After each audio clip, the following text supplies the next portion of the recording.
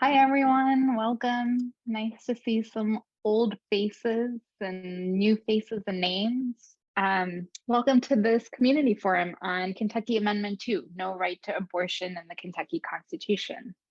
I'm just going to say two housekeeping related things, and then I'm going to pass it on to Brittany. So the first is, like Jen just did, we're being recorded.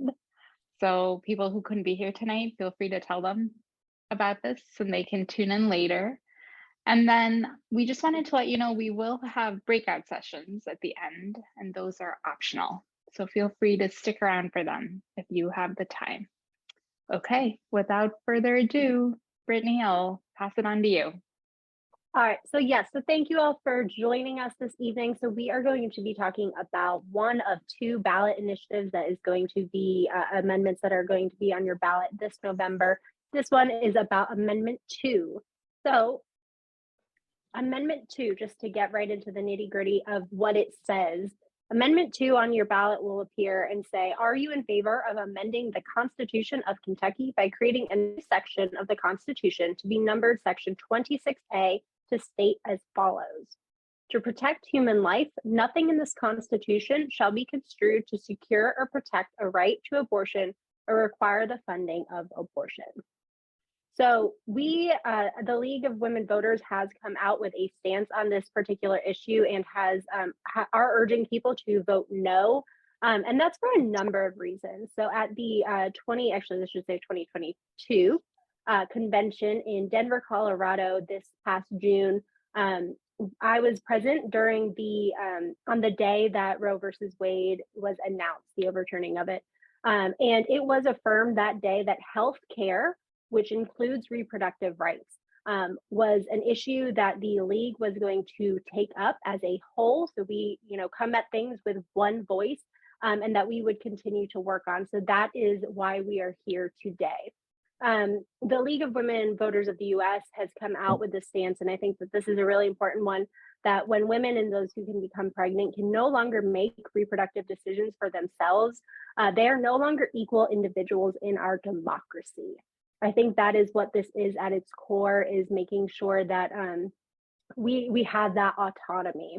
And, I think that Kelsey will do a great job. I'm so excited to have Kelsey Coots of Protect Kentucky Access here to talk to you all today. But this decision really does foreshadow the erosion of other constitutional rights. So historically, we know that the Constitution is supposed to afford us rights. They are not supposed to take those rights away from us.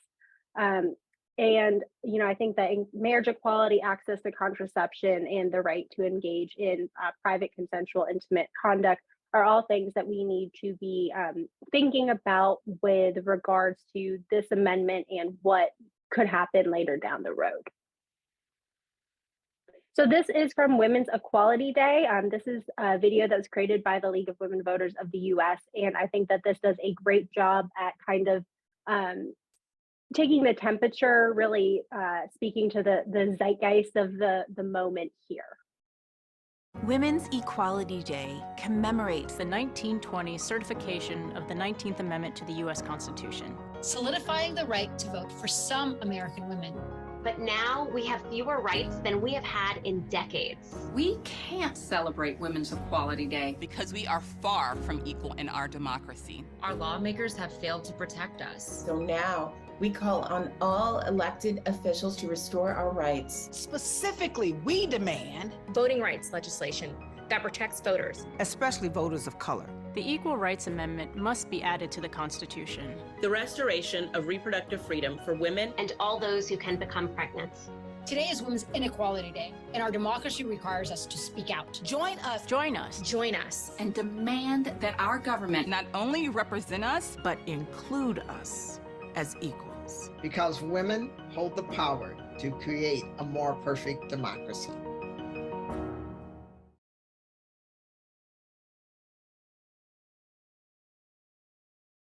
So the first thing that we are going to do tonight is to talk a little bit about Amendment 2. So I read the text there. As you can see, it is a pretty confusing, the language is pretty confusing the way that it is written. So we're going to be talking a little bit about what this amendment is, because there's, I think, a lot of confusion about what the amendment is versus what the current laws are and how those intertwine with each other. So if Amendment 2 passes, essentially what will happen is that people or groups could no longer use the state's the right to privacy and self-determination that's awarded to us by the Kentucky Constitution to defend the right to make their own reproductive decisions. So for example, right now, the trigger ban is going back and forth in the court system. And the argument that is being used is that we have the right to privacy and self-determination in the Constitution. If Amendment 2 passes, that argument that would no longer be valid. It would be a null argument. If Amendment 2 passes, there's nothing in the Constitution to prevent politicians from permanently banning abortion outright with no exceptions. So we have seen this happen in other states already, but I think that it is really important to hone in that there are no exceptions with this amendment. So that means rape, incest, life of the mother, that is an extreme measure, especially when we know that pregnancy can be just so complicated. So Amendment 2 and the trigger ban. So this is where I think a lot of confusion comes into play because the trigger ban is one law. It is not the only law. We know that if this passes or if it doesn't pass, that there will continue to be more laws later down the road that will attempt to do similar things, regardless of if the trigger ban stands or not. So abortion is now illegal in Kentucky following the June decision to overturn Roe versus Wade. Despite the legal battle, the trigger ban is now in effect and abortion is outlawed in almost all cases. So the trigger ban does have exceptions for the life of the mother. However, Amendment 2 does not. So there would be nothing to prevent a more severe law later down the road to say that there are no exceptions even in the life of to save the life of the mother. For anyone who facilitates or aids an abortion, so this is with regards to the trigger law, the Reproductive Rights Committee has a great group of ladies and a few gentlemen as well, who have really taken a look at the trigger law and what that could mean. So Amendment 2 in conjunction with the current laws could mean a felony conviction for those who aid or abet in an abortion, so the providers, up to 5 years in prison, and the loss of voting and gun ownership rights as well. So again, this is a democracy issue at its core because when people are losing their rights to vote, they're no longer able to be full equal citizens in this democracy.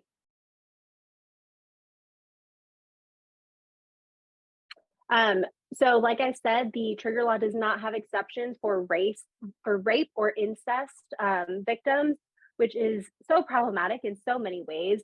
And, protects Kentucky access to the League of Women Voters as well, really believe that these medical decisions should be left to the pregnant person and their doctor. These are medical decisions that are very individual to each person that we cannot make. People who do not have a medical background should not be making. And even if they do have a medical background, they shouldn't be making these decisions for people that they don't know. They don't know those situations. Abortion has always been heavily regulated in Kentucky. So it's, I think with this conversation, a lot of times people can sometimes feel uncomfortable because I'm not sitting here today asking you to be comfortable with abortion or even to like it. You don't have to want it for yourself. That's not what I'm asking by any means. We know that federal funding is outlawed. There are a lot of regulations, including mandatory counseling and parental consent. This is a healthcare issue again. So like I said, pregnancy is super, super complex. I think that the impact that this could have on people who are experiencing miscarriages is something that really needs to be in the forethought. We don't want those decisions to be made by politicians. We want those decisions to be made by the people who have the most knowledge of the situation and who are in that situation. This Amendment 2, is it will make it impossible for women in Kentucky to access safe and legal abortion care, and could even threaten the lives of women who are experiencing miscarriage. And we know that 10 to 20% of known pregnancies end in miscarriage. That's known pregnancy. So a lot of the times people don't even know that they are pregnant and experience a miscarriage. So we have no idea what that total percentage is, but of the known pregnancy, we know that 10 to 20% are ending in miscarriages. So that is somebody that you know, most likely. It is estimated that a total abortion ban will increase the maternal mortality rate by 21%. That is not very pro-life, if you ask me. Again, this is a healthcare issue. So when we think about the complications that can arrive with pregnancy, we know that 21% is for the whole, but it is going to be much more severe for women who are already, go through so many other trials and tribulations during pregnancy. Black women especially experience a higher maternal mortality rate. And in the country, we already have the highest maternal mortality rate of any industrialized nation, so of any developed country, by a long shot. And then to just make matters worse, in the state of Kentucky, we have a severely high maternal mortality rate as well. I believe, I used to know the number off the top of my head. It's above the national average. I believe it's 29%. All right, so now we are going to talk a little bit about the future. So what could happen later down the road? So when we are thinking about this amendment that you're going to see on your ballot in November, I really want you to think about your daughters and your granddaughters. And again, put aside your personal feelings, because we don't want politicians taking away more of our rights, of your granddaughter's rights, of your friends' rights, of your neighbors' rights. It is really, I think, take time to take our rights back and to make personal decisions and tell politicians that they have definitely gone too far with this amendment. We saw it happen in Kansas. I believe in my heart and soul that it can happen here as well. As long as everybody here tonight votes no, and everybody that you know votes no. I think one of the biggest things with this amendment is that people just don't know about it. I think once they hear about it, once they learn about it, they realize that it is really extreme, that it just, takes things too far to the extreme, but people just aren't aware of it. And, I know a lot of you all that are here tonight are very well educated.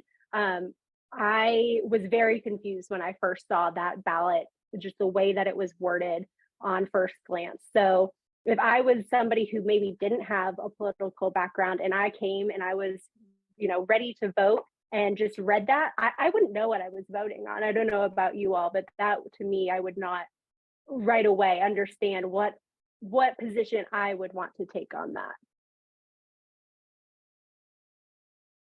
So in Kentucky, I think that lawmakers in Frankfort have really failed to consider a lot of things. I think that there are just so many unanswered questions around this amendment, because so many, I'm not sure exactly what the background is on the people who wrote this, but I don't believe, and Cindy would know more than I do, that they have medical backgrounds. So I think when we think about abortion, we think about just that one person who is experiencing that, and maybe the doctors, but this amendment would impact everyone. It will impact the healthcare system. So if somebody works in the healthcare system, that is going to put a strain on the healthcare system. If you are receiving care from the healthcare system and there is an uptick in the emergency rooms in your doctor's offices, that's going to have a negative impact. Childcare. I was an early childhood education consultant for the state PBS station, and in 2020, the childcare data that I read through was so abysmal, you all. The childcare deserts that we have in this state are so, it's really bleak in some parts of the state, and it is going to continue to get worse. It is going to continue to be harder to get good quality childcare. The foster care system. So if we think about, forced birth and the foster care system, it is already so underfunded in this state. It is already so overburdened and understaffed. There are going to be a lot of implications there. And then when we think about things like women in the workforce, I am constantly thinking about women in the workforce, and then enrollment in the state university. So I personally work for a university now, and I think about the impact of, if I was making the decision today of where I was going to attend college, I think that the Amendment 2 would be something that I would consider when I was moving to another state.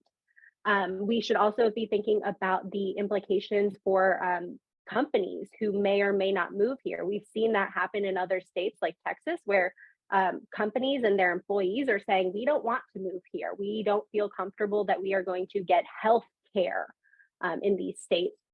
And then when we think about a number of Kentuckians who will want to become pregnant. So I remember when this first happened back in June, a friend on Facebook had just had a baby like a few weeks before, and she just poured her heart out because I think, like so many of us, we didn't know what to do with our emotions. And she talked about the fact that she wanted to have a second child, that she didn't know if she was going to feel comfortable and safe to have a child in the state of Kentucky. And that is, that to me, I think has just really stuck with me, because I do wonder how much the impact of something like Amendment 2 is going to have on people who do want to have children.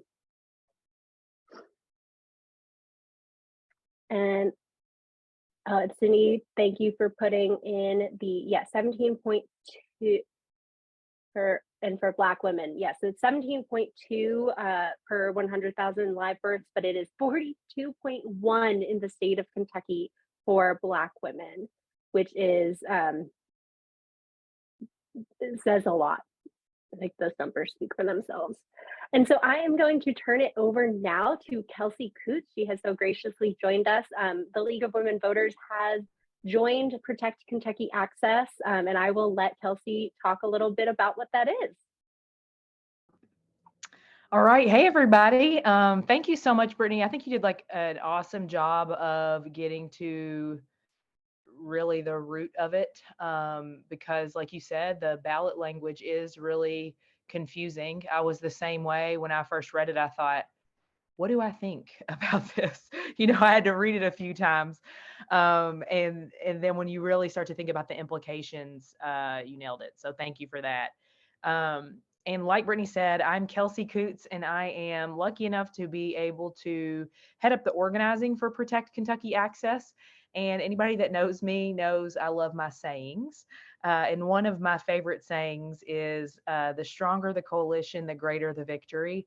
The more inclusive the coalition, the greater the victory. And if you want to bring a fight, you bring people together. And so that is exactly what Protect Kentucky Access has done. Just some of you all, I think, have already volunteered with us. I see some familiar names on here, but to give a background, Protect Kentucky Access is a 501c4 organization that was formed specifically to fight this ballot amendment.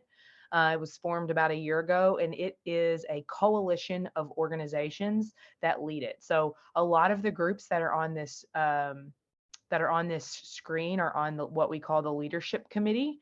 And then we also have a steering committee where other groups are signing on to say, hey, we endorse PKA and we're with you. So we have groups that have varying levels of involvement, but know that this isn't just a movement of some people that thought, hey, we're going to fight this. This is a highly coordinated and broad coalition of groups that already operate in Kentucky. So this is a Kentucky campaign about a very personal issue that will affect us really for decades to come, right? So that is who Protect Kentucky Access is. Next slide. I always feel like Governor Beshear when he says next slide, on his presentations. So I just want to give a little bit of background. So now that you know who Protect Kentucky Access is, or who we are, I want to just talk a little bit about how we win, right? So we win because we have incredible partners like the League of Women Voters. We're so happy to be in partnership with you all. And like I said, the folks on the other screen.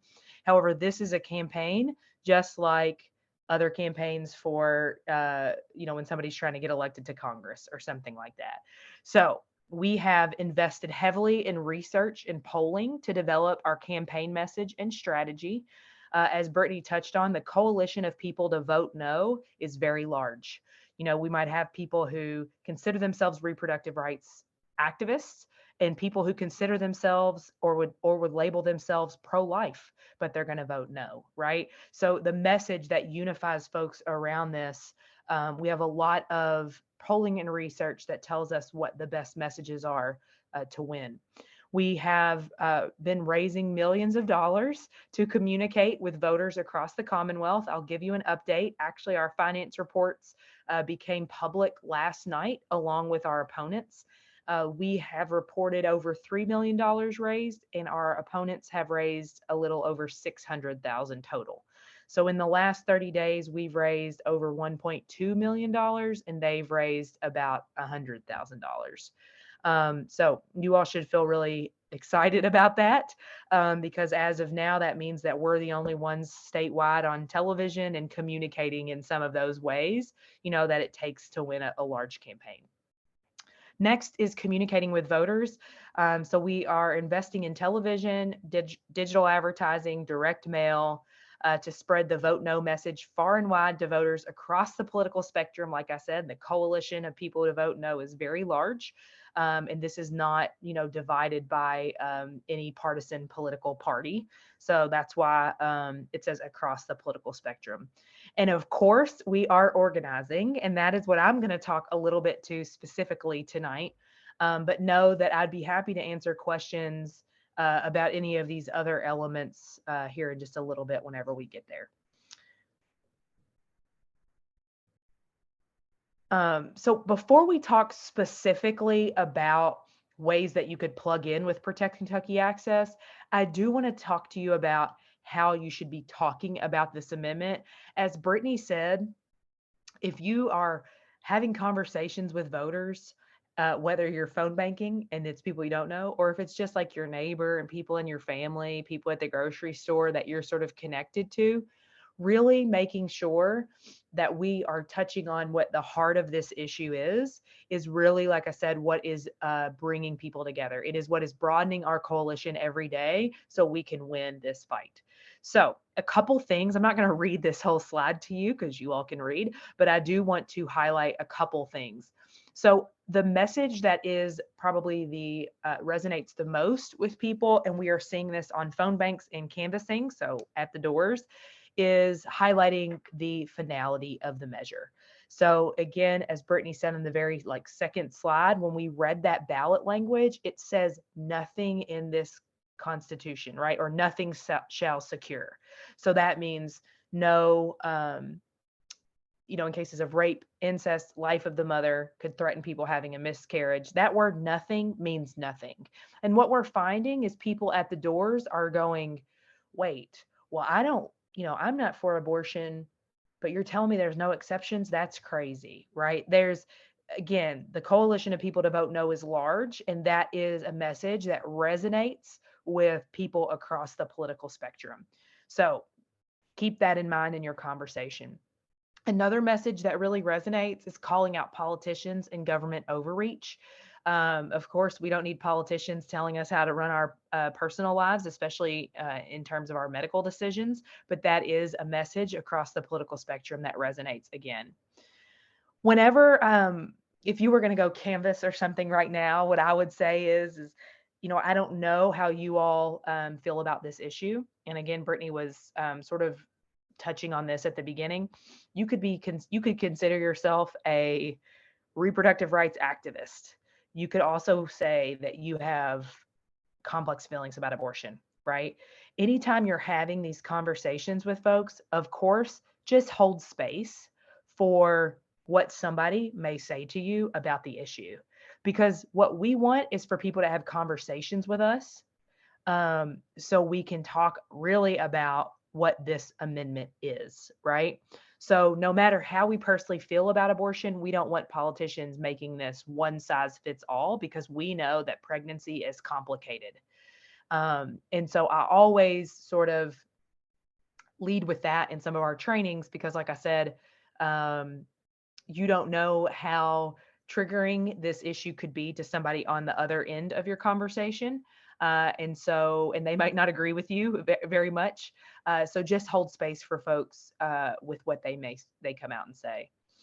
With folks that you believe are friendly, you could talk about Roe v. Wade to raise the stakes. So the Supreme Court has overstepped and overturned Roe v. Wade, meaning this is just another attempt to take more of our rights away.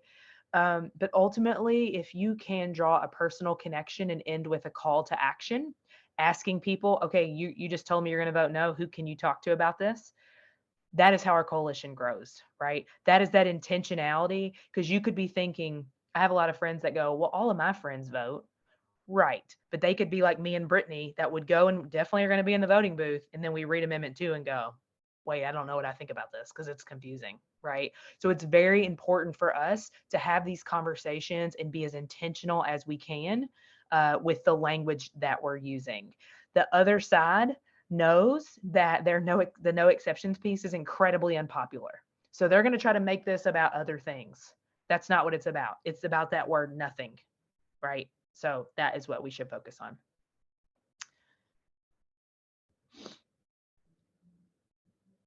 So for PKA, we know that we have the right message.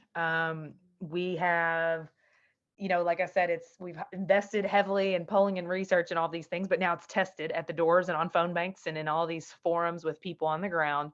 We have the right team. Our campaign manager her name is Rachel. She came from the Kansas victory. And if she were here right now, she would say, this is a Kentucky campaign. I'm not trying to make it just like Kansas, but you can feel rest assured that she has experience in getting a victory when it comes to this. And then we know we have the right messengers, which is you all, Kentuckians, people on the ground in communities every single day. All we have to do now is execute the plan. And so our plan, of course, has to do with, and you can hit the next slide. Of course, our plan has to do with paid media and all these other things. But really, we want to, But really, we want to organize so we can get you all talking to voters and doing that direct voter contact the best way that you can. And so there are 4 different ways that you can get involved. And I think there's only 2 on the slides because I messed up. That's okay. I got you. Yeah, no, that's okay. I know I'm off the top of my head. So the first one here is virtual phone banking.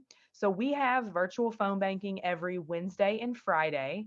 We shift those for about an hour. So if you have an hour, if you have 30 minutes that you can give us on Wednesdays and Fridays, we do that. We use what's called a predictive dialer, which if you phone banked before, you're probably very familiar with that. That is something that dials the numbers for you. So no, you're not taking your phone and dialing the number and listening to it ring and then hanging up and then dialing the next one. You are going to spend the majority of your time being connected with people who answer the phone. So talking to volunteers. Last night, PKA had our biggest phone bank ever. And we made 18,000 dials in a little under 2 hours. We had that many volunteers on. So virtual phone banking you can do from home. It's relatively easy. If you have an hour of your time, we would love that. And there is a link in the chat that says join the outreach circle to get connected to all these opportunities. So virtual phone banking is one. The second is become a digital organizer. You all already have digital organizing, it seems, with Outreach Circle. We use a different app. Our trainings are on Tuesdays and Thursdays. And what we do there is we teach you how to ID people that are going to vote no. So your neighbors, your family, people that are in your network.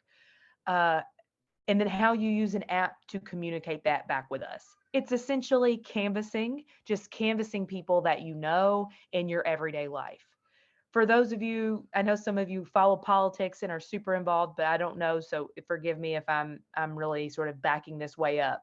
But the importance of getting those IDs is because we are literally counting votes, right? We want to know as many people to vote no as possible, because then we can act upon that. A few days before the election, we can go and get back in touch with these voters and say, remember, You said you wanted to vote no. It's the very last thing on the ballot. Do you know where you're going to go vote? We can have those conversations with people. We also can remove them from our phone banks or our canvassing list and not have valuable volunteer manpower go to these places where they've already been identified as voting no. We can spend time sending people to areas that we haven't identified to the voter yet. So this is a really critical key piece that you can do from home on your own time, and it just takes about 20 minutes to get trained. There is a side note to this, and I will say you can get in touch with Brittany or myself. There's also a data component. If you are somebody that's like, Kelsey, I don't have time to phone bank, I'm not canvassing, what is just something I can do? We also have data support, and this is taking some IDs that we have from Facebook and from social media and helping us put that into our database. Again, if you know how to look at a spreadsheet and do a little bit of computer work, we can put you to work on that too. That's really, really critical. The other two things that I want to share is we have canvassing options, of course. Canvassing happens every Saturday, Sunday, and Thursday in various areas. Of course, it's in Lexington and Louisville all the time. We have canvassing in other areas too. So I don't know if there are people on here that are in surrounding counties to Lexington, but if so, we do have canvassing opportunities. But if you live in an area that is not Lexington or Louisville, where we have an organizer stationed, we still will put you to work for canvassing. We have distributed organizing trainings. What that means is we just train you about canvassing, and then we mail you the materials, and you can still go do that. We will connect you also with people who like to canvass in your community if we have people identified, in case you all want to go together. The efficacy of a door knock is much higher than any other type of like phone banking or anything like that. And so that's why that piece is so important. Brittany is canvassing in Lexington this Saturday and next weekend. That makes me so happy.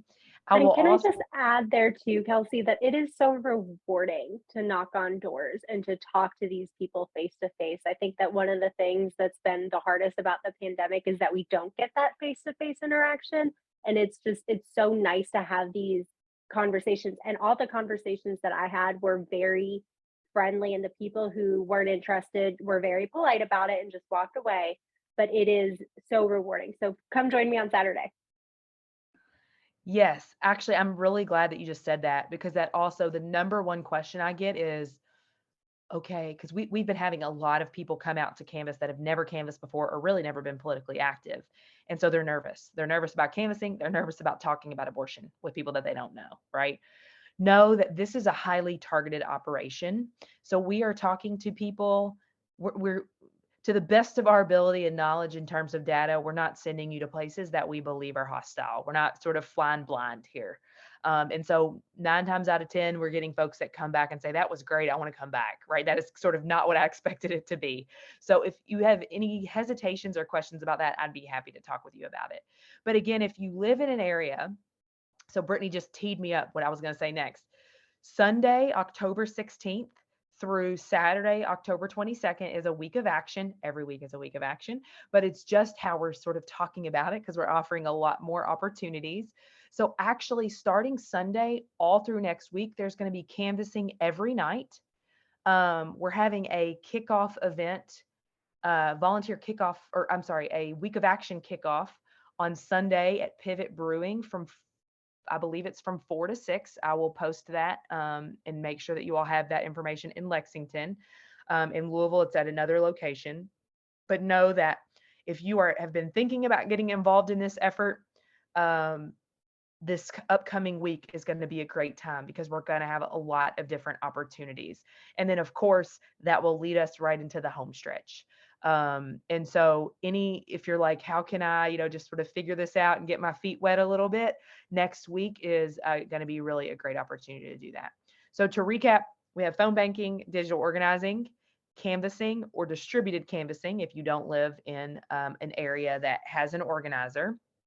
And then, and those are really the main ways for us to get involved with direct voter contact. Another frequently asked question I get is, what about postcards? I'm in the business. My job is to lead all of the direct voter contact, meaning I can ask you, will you vote no? And then somebody replies back, and then we get that data. So PKA is not leading a postcard effort ourselves because we have a small but mighty team, and that's kind of a lot to manage. However, if you yourself or an organization that you're with has postcards and would like to do that, we can get you addresses. So that's not listed here because we're not actively sort of shifting that out. But we do have people from around the state that are choosing to do that, and we will get you what you need for that. And Brittany said, if you aren't able to canvass, talk to your younger family members about doing it. Absolutely. Absolutely. Okay, next slide. Now I'm going to be quiet and tell you that this is our first ad that was on TV. You may have seen it. It has been on for like 2 or 3 weeks. And then actually yesterday we dropped a second one too. So you may see one that has a blonde woman on there talking about her granddaughter being born. And so those are the 2 ads that are out now, but you can expect to see more. I will be quiet. Everyone hopes for a healthy pregnancy and baby. That wasn't my story. We had multiple tests and doctor visits. We wanted this baby, but both me and the baby were at risk. Amendment 2 means no abortions, no exceptions. Kentucky politicians don't understand their mandate will put women's lives in danger. It's an impossible decision. I can't imagine a politician making it for me. Amendment 2 goes too far. Please, for our family and yours, vote no. That is on PKA social media if you would like to share that. And I believe the league is assisting and boosting some of these ads. Again, we're super happy to be in partnership with you all. So that is sort of my 40,000 foot view of who PKA is or who we are and how you can get involved if you want to get involved directly with PKA. But again, the league is a coalition partner. And so I'm going to kick it back to Brittany to talk specifically about things that you can do to get involved through the league, if that is what you choose. Thank you, Kelsey. Yes, so Jen has already put in the Outreach Circle link, and Outreach Circle is really great. It's very different from the app that Protect Kentucky Access uses, basically because Outreach Circle just kind of hosts all of these links. So instead of me just putting a bunch of links into the chat for you, you can get out your phone, hold it up, and click on the link when it shows up on your camera and have access to all of the things that we've talked about, plus more. So you can get Vote 411 information. And we have a lot of information so you can read the trigger ban. A lot of people, we were talking about this last night in the Reproductive Rights Committee, you would think that this piece of legislation would be really long and you wouldn't want to read it. It's 2 pages. You can easily read it. And then there's a lot more information, a lot more to come. And follow us on social media. I'm so excited that one of my good friends, Lauren, has really started to ramp up our social media. And this actually has the Kentucky League's handle, which is my mistake, but go ahead and put the Lexington one in the chat as well. Make sure to check that Instagram and the Facebook out. There's a lot more to come, and then reshare that because, again, that's how younger people who are going to be most impacted by this decision are getting their information.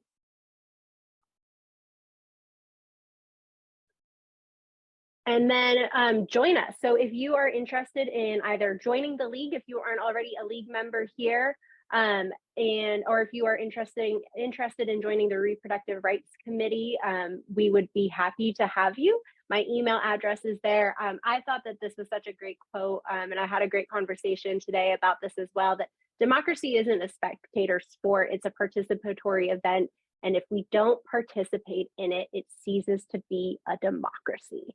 And a lot of, I'm so glad that we have Protect Kentucky Access, but this is focused on one thing, which is this upcoming November. But the league is year round. It is 365 days a year. So we are constantly staying informed, staying educated. And for me, I joined the league because I felt so overwhelmed by everything that was happening in the world and just, wanted to throw up my hands and say, well, there's nothing that I can do about it. But there is, when we come together and we join coalitions and we work with other groups like PKA, we are able to do so much more than we think is imaginable. So please consider joining us for the Repro Rights Committee or join as a LEAF member. And then finally, I would just leave you with this. Talk to people about the election, you all. Talk to anybody who will listen. I keep little Vote 411 cards in my purse. If I'm standing in line at the grocery store, have you voted? At coffee shops, are you registered to vote? Which that passed. But I will say, like, make sure that you know what is going to be on your ballot, because it's one thing to be registered to vote. It's another thing to do it. And it's another thing to be educated about it. So please just talk to people, make sure that you're actually, putting your words where your mouth are, whatever the expression is that I'm trying to say here, and phone bank if you can, canvass if you can, make sure that you are pledging to vote no and just talking about this upcoming election. So Zitzi, I'm going to throw it to you. So we've got about 15 minutes. Kelsey, you are happy. We would love to have you. If you have got to go, we are going to do a little bit of a breakout session just to have some conversations about what this amendment means and just how we're feeling. I want to mention real quickly about voter information. We have these little cards that have the dates for the election, important mail-in voting information, Vote 411 in our outreach circle. We have some of these. If you want to give them out and whatnot, just let us know. Thank you for attending tonight's event.